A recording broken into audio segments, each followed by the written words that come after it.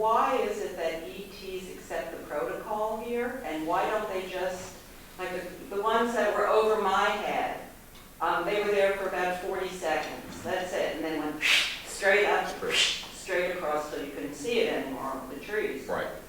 Why didn't they stop and land and say, hey? Well, the question is, why didn't they stop? Why wouldn't a craft stop and land and say, hey? They have sometimes. I just told you at Joshua Tree, we had this sphere come in, and there was a being there, and literally waved it. It's on our website. And the question is, why don't they do this at Yankee Stadium during okay. This is like when Larry King asked me, why don't they land on the White House lawn? I've probably been asked that question 30,000 times. And the reason, but here's the reason for it. And the answer is really an important answer. How successful has our misadventure been for instituting Jeffersonian democracy in Iraq and Afghanistan? Okay, and we're dealing with humans living in the same century, on the same planet, kind of. Now, don't get me started.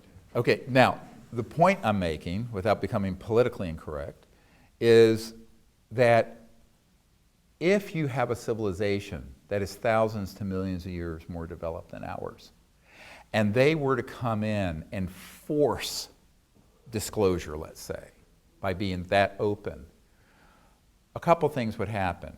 First, the world would divide into idolatry, people who'd worship them, like the people on the island making the plane, the propeller plane, or would demonize them. The military and intelligence community would say, we've been invaded, and we're back to the movie Independence Day. Okay? And it would galvanize the fear to justify unifying the world, as Ronald Reagan said at the UN, around an extraterrestrial threat. So if I have figured this out with my limited capabilities, I'm quite sure these interstellar civilizations have figured it out. Anything that is that frontal would have blowback that would not be good. So they've let themselves be known in a number of ways. They've tested how humans react to that. But again, over the course of the thousands of years of human history, and particularly you look at the last 50 years, it's been quite a bit, but they're still testing our responses. And so I'm trying to answer your question, so if I can finish. So the ETs do not want to do something that would precipitate either panic, misunderstanding, and worse, the galvanization of the military, using it like a 9/11 event to create all kinds of boogeymen in space.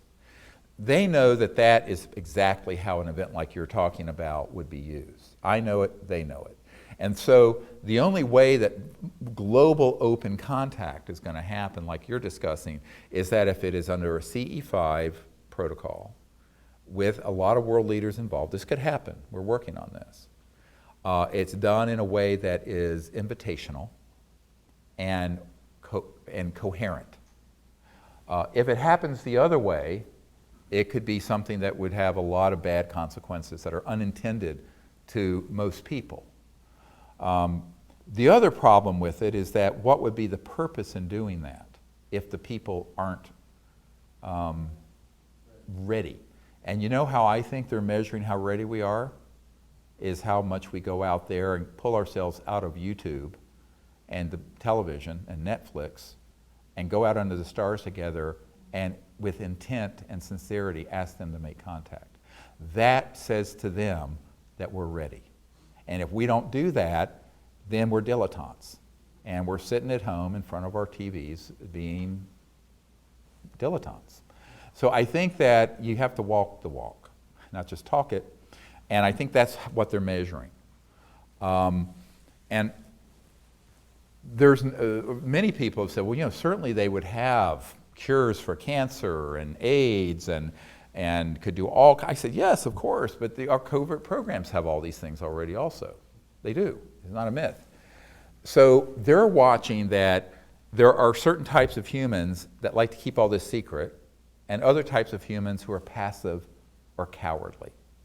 So how do we find our voice? How do we find our courage to do this in a way that is really a good event for humanity? And I think that's the measure. Now, there are certain conditions where that may not happen. I think if we had a massive earth change type event, or if we'd gone to mutual assured destruction, a massive thermonuclear event with thousands of missiles, the skies would be filled with ET craft trying to intervene. But short of that sort of just cataclysmic, stupid sort of thing happening, they're gonna want us to learn and to, because this is our planet, we're the children of Earth, and they're gonna want us to learn to do this, to educate one another, to care for one another, to make contact openly. And that's the measure, that's the metric they're looking. And even with disclosure, they're watching to see how much makes it out that's true and how much of it gets folded into disinformation. You know, if you read the paper I wrote, When Disclosure Serves Secrecy, if you haven't read it, you should. It's on the website. Where disclosure information and evidence gets folded into the whole fear-mongering that is the stock and trade of the UFO subculture.